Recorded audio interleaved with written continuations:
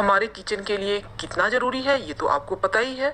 और वास्तु के अनुसार तवा राहु से संबंध रखता है, और तवा अगर आप सही तरीके से रखते हैं तो जीवन में ढेर सारी खुशियां और धन दौलत आता रहेगा। दोस्तों, तवा कढ़ाई राहु का प्रतिनिधित्व करते हैं। आप अपने किचन में तवा कैसे रखते हैं ये बहुत ही ज्यादा इंपॉर्टेंट है। रसोई को हमेशा ही साफ सुथरा सलीके से करीने से सजा के रखें, और सबसे जरूरी चीज, कभी भी सारे सामान इधर उधर बिखेर कर ना रखें। किचन में कम से कम पूरी तरह से व्यवस्थित रखें। और अगर आपके पास सारा दिन समय नहीं मिलता है तो कोई बात नहीं, रात में कम से कम सब कुछ ठीक कर लें, अच्छे से साफ कर लें, ताकि आपको सुबह अपने हस्बैंड के लिए, अपने बच्चों के लिए टिफिन तैयार करते समय ज़्यादा हड़बड़ी ना हो, ज़्यादा आपकी परेशानी ना बढ़े। इसलिए रात में सारी चीज़ें करके ही रखना आपके लिए अच्छा रहेगा। और माता लक्ष्मी तो आपको पता ही है, रात में भ्रमण करती हैं, तो आपका किचन मां अन्नपूर्णा का वास है, और ऐसे में माता लक्ष्मी की कृपा भी होना बहुत जरूरी है। गंदे तवे का यूज ना करें, ना ही गंदी कढ़ाई का इस्तेमाल करें, क्योंकि इसका सीधा असर कहीं ना कहीं आपके पति पर पड़ेगा। जब भी आपको लगता है तवा, आपने पराठा बनाया है या कुछ भी बनाया है, चिले बनाया है, तवा हल्का सा जल गया है, तब क्या करेंगे? नींबू और नमक की सहायता से उसे अच्छे से साफ करें। कभी भी भूल कर भी तवा को नुकीली चीज से ना खर्चे, बल्कि गर्म पानी में हल्का सा डाल दें, वो ठीक हो जाएगा। दूसरी बात, तवा पे कभी भी गर्म पानी नहीं डालना चाहिए। वो जो छन से आवाज आता है या तवा गर्म है आपने पानी डाल दिया, वो दोष लगता है।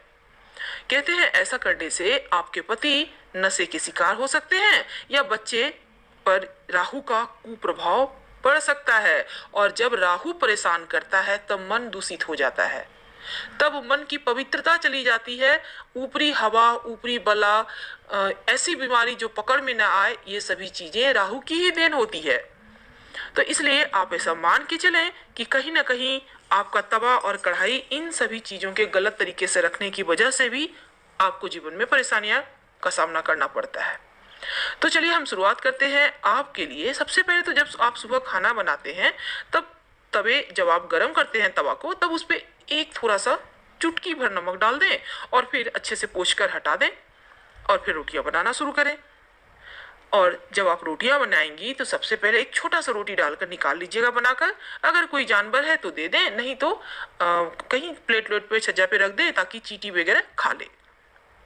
दूसरी चीज, आप जब भी रोटियां बनाती हैं तो अंत में एक छोटा सा रोटी जरूर बनाइएगा। कहते हैं पिछला रोटी खाने से सही समय पर सही डिसीजन लेने में कठिनाई होती है, या फिर जब आपका हाथ से मौका निकल जाएगा तब आपकी बुद्धि काम करेगी, हमने ये पहले क्यों नहीं किया।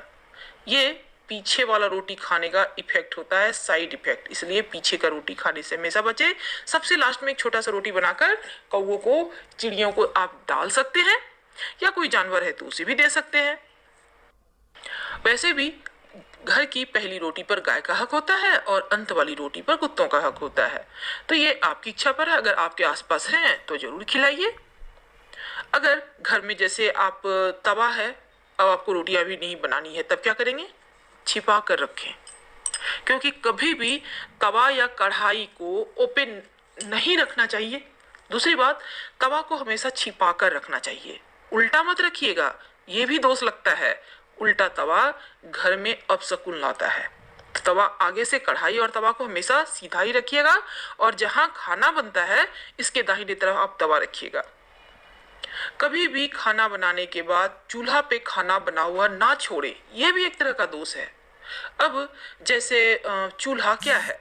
चूल्हा अपने छाती को गर्म करके गर्म गर्म खाना हमें खिलाती है, बिल्कुल एक माँ की तरह। अब उनके शरीर पे आप हर समय कुछ भारी चीज दबा के रखेंगे, ये तो अच्छी बात नहीं है। खाना बन जाए तो प्रेम से साइड कर दें और चूल्हा को पोंछ के साफ कर ले। कभी भी खाना को मत रखिएगा चूल्हा पे। दूसरी बात, जैसा हमने शुरुआत में ही कही, गर्म तवे पर पानी नहीं डालना चाहिए। छन से जो आवाज आती है ना, जीवन में मुश्किलें बढ़ा देती है। जब ठंडा हो तब साफ कीजिएगा, और नींबू नमक से बीच बीच में साफ जरूर कीजिएगा, ताकि तवा आपका चमकता रहे और आपकी लाइफ भी चमक जाए। सबसे अहम चीज, तवा और कढ़ाई को कभी भी जूठन में ना निकाले। यानी आपको जब भी साफ करना है उसे, अगर आपके घर में मेड भी आती है तो उससे कहें कि पहले तवा कढ़ाई साफ करके हटा ले, फिर बाकी के जूठा बर्तन साफ करे। इससे आपके घर में आपका जो राहु है वो दूषित भी नहीं होगा और आपके लिए सब कुछ बढ़िया और बढ़िया बनता ही चला जाएगा। और हमारे यहाँ तो, हमारे भारतीय घरों में महिलाएं ज्यादातर समय किचन में ही बिताती हैं और पूरे घर का जो पोषण करती हैं वो घर की महिलाएं हैं। इसीलिए तो कहा गया है महिलाएं लक्ष्मी होती हैं।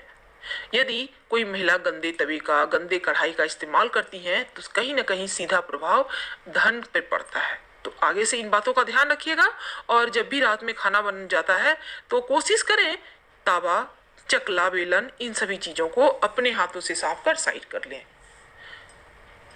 और आपको सुबह नाश्ता बनाने में भी आसानी होगी और धन की देवी माँ लक्ष्मी की भी कृपा बनी रहेगी।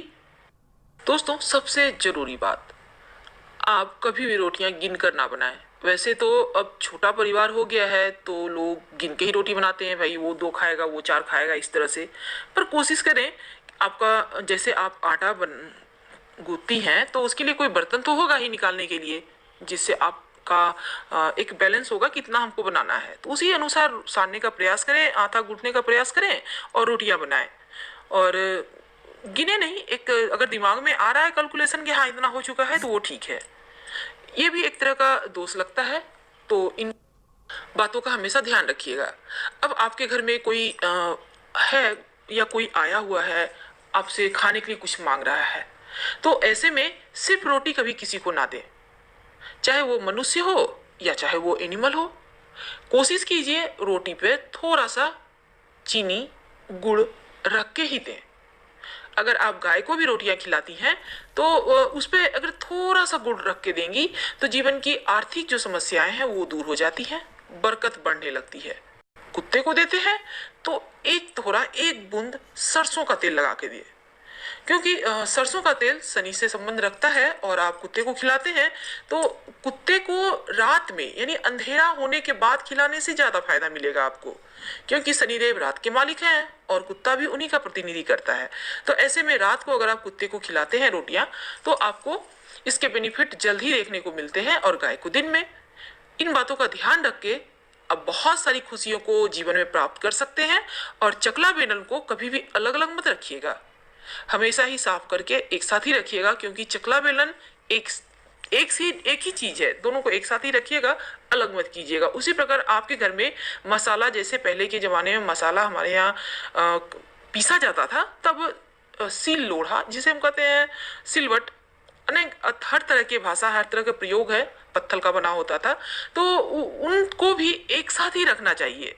ऊपर चढ़ा के मत रखिएगा, ना ही चकला बेलन को और ना ही सील लोढ़ा को, साइड से हल्का सा टच करके रखें, पर अलग अलग मत रखिएगा।